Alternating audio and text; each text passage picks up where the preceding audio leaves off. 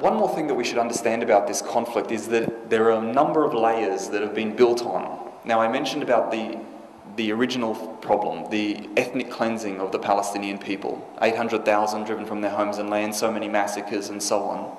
The property that the Israelis came to possess. Because when they drove the Palestinians from their land, from their homes, they captured all of their fruit groves, their olive trees, their citrus trees. They took their houses and they went and lived in their houses, and they brought more Jews from Europe and different parts of the world and put them in those houses, Palestinian houses. They just took over complete villages.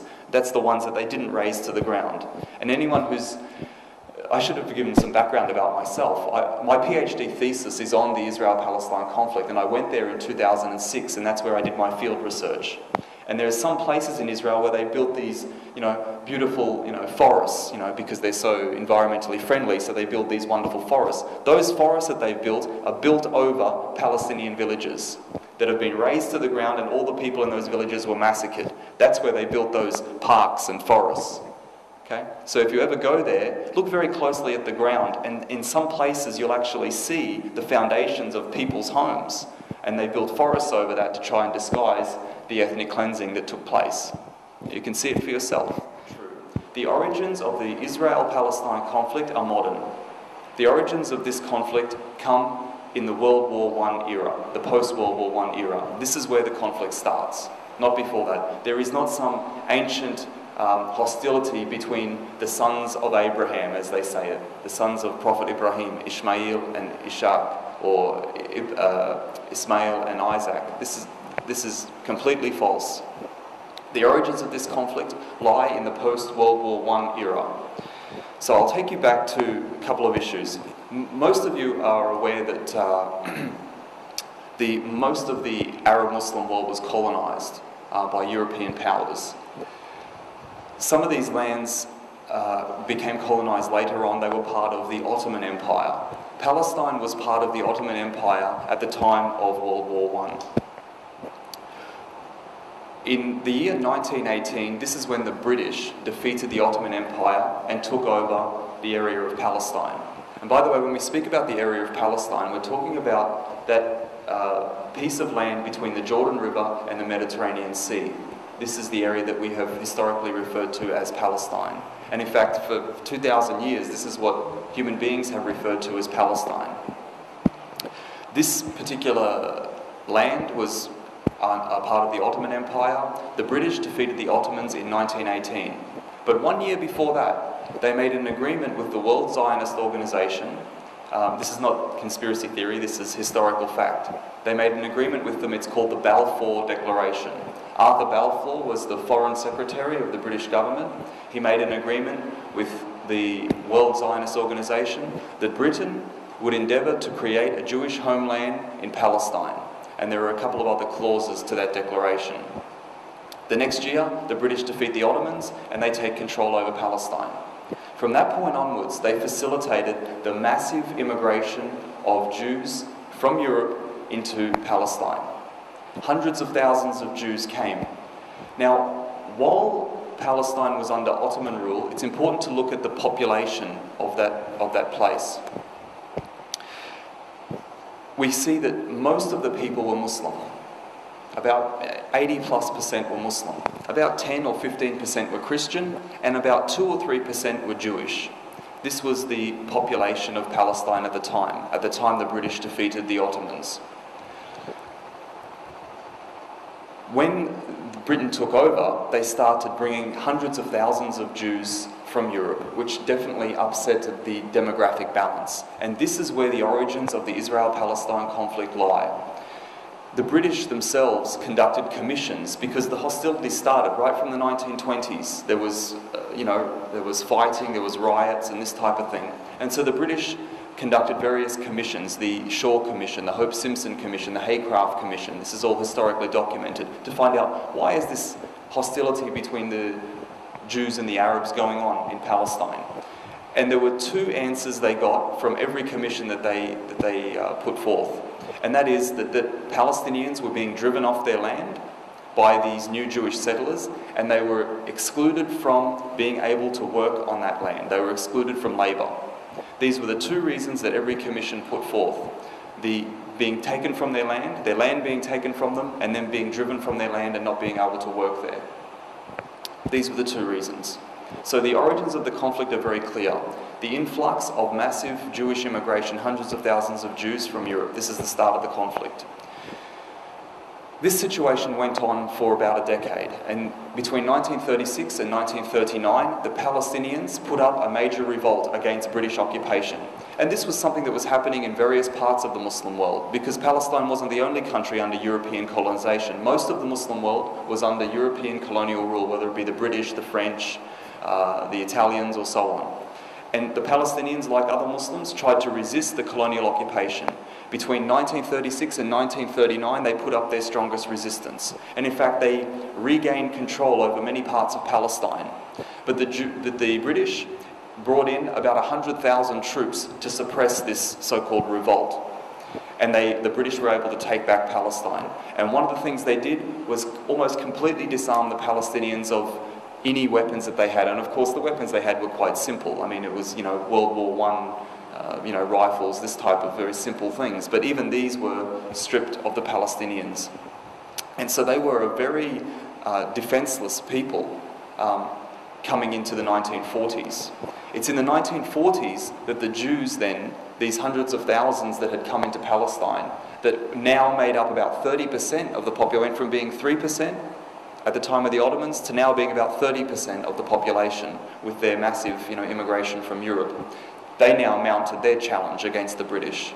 And this is referred to in a very important book called The Gun and the Olive Branch. It's written by a British journalist. His name was David Hirst. He wrote this book back in 1977. And in that book, he describes what the Jews did as gun Zionism. He said, this is the first terrorism that took place in the Middle East. He said it was the Jews who committed the first acts of terrorism in the Middle East. So there was bombings, there was sabotage against the British and against the Palestinians.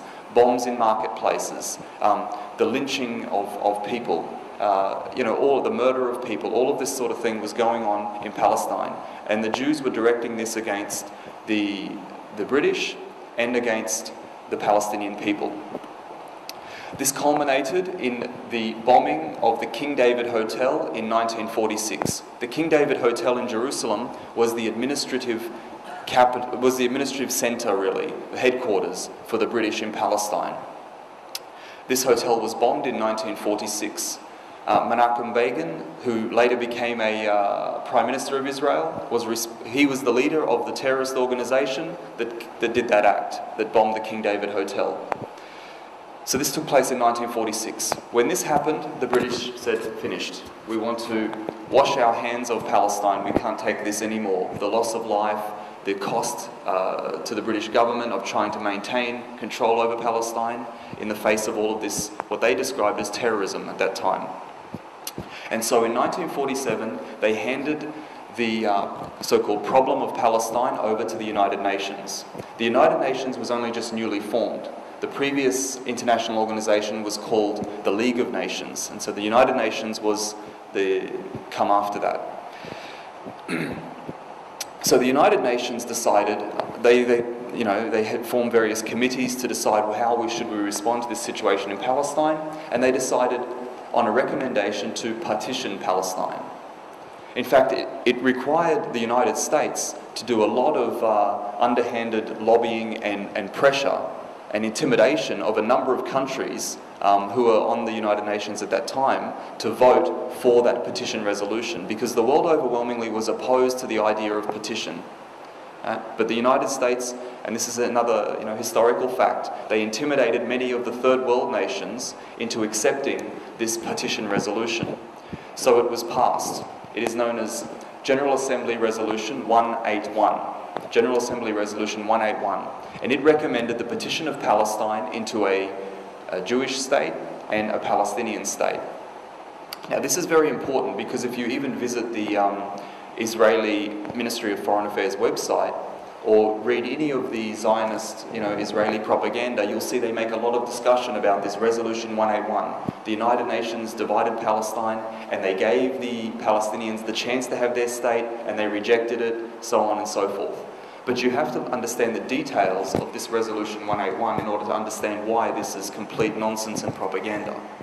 Okay, the first thing is that this resolution said Palestine will be divided into two states, Jewish and Arab.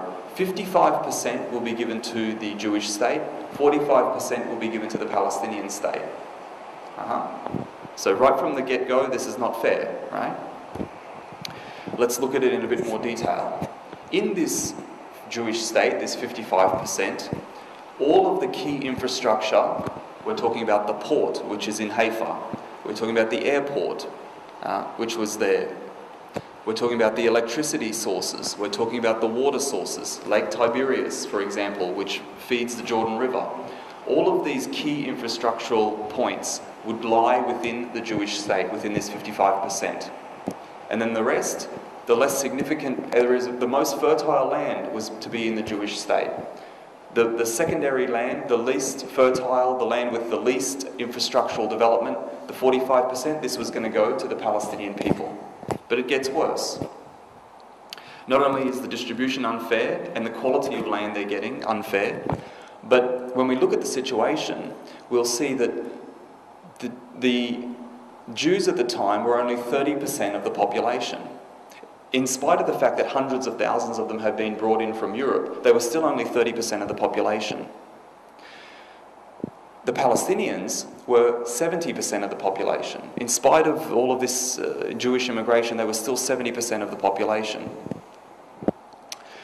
Another very crucial point here is that the Jews only legally owned 6.6% of the land.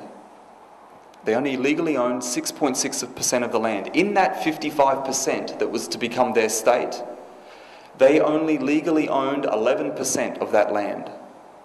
Yeah? Those Jewish people had only been there, over 97% of them had only been there for the last 30 years. Right? And the Palestinians had been there for millennia. Their fathers, their grandfathers, they are the indigenous, you talk about the indigenous people, we talk about that in this country, they are the indigenous people of Palestine. They had been there for generations and generations and generations. So they're 70% of the population. They had been there for millennia, and they legally own 93% of that land. And they're getting 45%. So why would they accept Resolution 181? Why would any people on this planet accept that resolution? Of course they rejected it. And of course the whole Arab world, the whole Muslim world rejected this. And much of the third world rejected this as well, because everybody could see how unfair that was. But the Israelis, they didn't come unprepared. They're thinking people, they came with a plan. Years before this Resolution 181, they had sent people into the various Palestinian villages all around Palestine to document certain things. What capabilities does the village have? How many men are there? Do they have any weapons? What crops do they grow? What other things do they produce? What things do they make? What do they manufacture? In other words, how viable is that village? Right? What prospects does it have? And they documented this for the whole of Palestine. Now, this is not another conspiracy theory. This is well documented in a number of books written by Israeli historians. The most recent of which is written by an Israeli historian by the name of Ilan Pappy. Ilan Pappy wrote a book called The Ethnic Cleansing of Palestine. It was released in 2007. Any information you want about this is documented in his book, The Ethnic Cleansing of Palestine by Ilan Pappy. So the Israelis had built up this very detailed catalogue of all Palestinian villages. And so after Resolution 181 was passed and rejected by the Palestinian people and the Arab world, the Jewish militias, the military and the paramilitary immediately went into action. They had been well trained. They had served with British forces in World War I. They had served with British forces in World War II. They had very good training. They had very good weaponry. And they had a lot of money coming in from Europe and from the United States especially. So they were very well equipped, very well trained, and very well armed. And so they were ready to take on the Palestinian people, who were really just largely a peasant population, completely disarmed from what the British had did to them in the 1930s. And so they began from 1947, from November 1947, the ethnic cleansing of Palestine.